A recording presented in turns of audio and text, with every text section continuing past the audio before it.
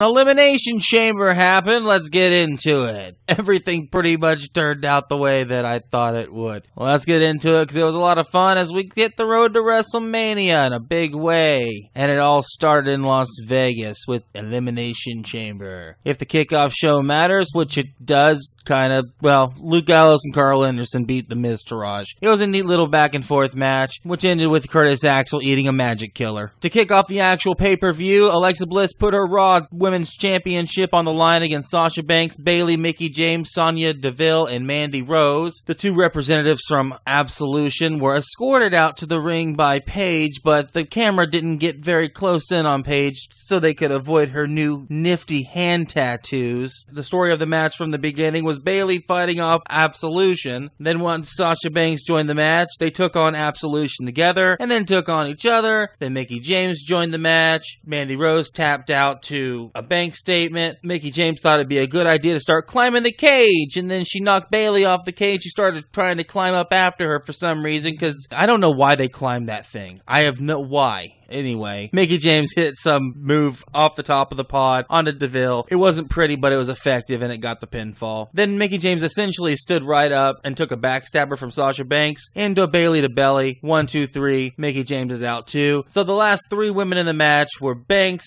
Bayley, and Bliss. Bliss didn't want anything to do with them, so she started climbing the cage herself, which resulted in some nice cat and mouse action. Then Sasha Banks sent Bayley into the turnbuckle, but Bayley eventually hit Sasha with the Bayley to belly off the middle rope, and then Alexa Bliss jumped in and rolled Bayley up for a surprise pin and got a 3 count out of nowhere. And then Bliss and Banks fought around the ring a little bit until Alexa Bliss caught Sasha Banks climbing up the turnbuckle. She pushed her forward and Banks knocked her head on a pod, and then Bliss turned it into a top rope DDT. 1, 2, 3. Alexa Bliss is still your Raw Women's Champion. The Bar versus Titus Worldwide was next, and after a little back and forth action just to cool the crowd down, to be honest, because that last match was pretty good, the Bar won and retained their Raw Tag Team titles. Nia Jax versus Asuka was next, and if you remember the stipulation of the match, if Nia Jax won, then she would be inserted into the title match at WrestleMania, which seemed like a good story, but it didn't happen, because after a pretty neat little match, Nia Jax yelled right in Asuka's face, "I'm going to WrestleMania!" And then she picked Asuka up, but the Empress of Tomorrow rolled her up into a pin, and 1, 2, 3, it was over. After the match was over, though, Nia Jax jumped on Asuka, tossed her to the outside, and then she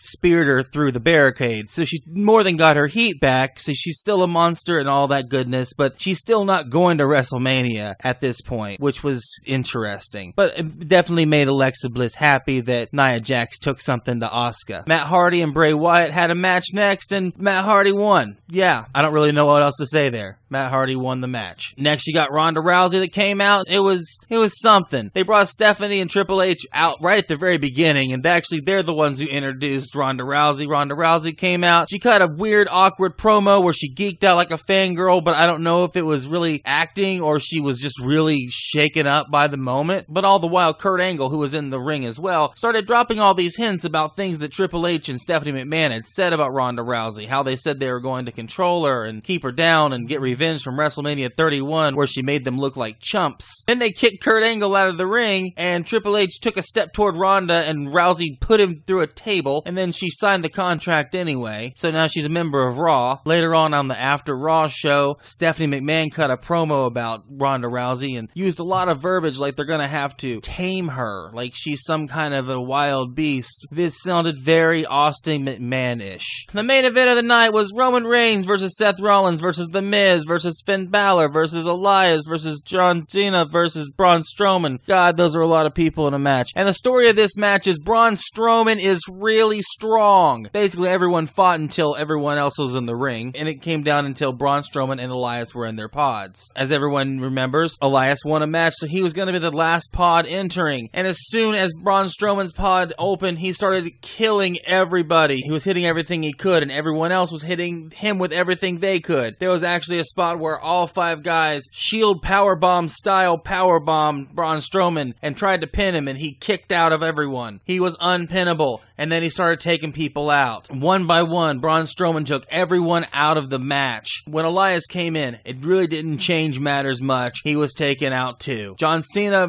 bit the dust as well. You gotta give it to Cena. He performed way more tonight than he has in previous endeavors. As expected, it came down to Roman Reigns and Braun Strowman, and after they teased us a couple times of Braun Strowman hitting Roman Reigns with one of those devastating running power slams, Roman Reigns ended up popping off 2 spears in a row, and he won the match. It was very expected, but what Roman Reigns did not expect was being squashed by Braun Strowman afterwards. Braun completely destroyed Roman after the match and sent him through the glass of one of the pods, and the Elimination Chamber pay-per-view ended with Roman Reigns laid out in the ring in a sea of broken plexiglass in the middle of a pod, while Braun Strowman stood up tall and yelled after everyone got those hands. So it kind of ended the way people wanted it to, but the winner was still Roman Reigns. We'll talk later about it. My name's Aaron Varble. You guys have a good one. Bye.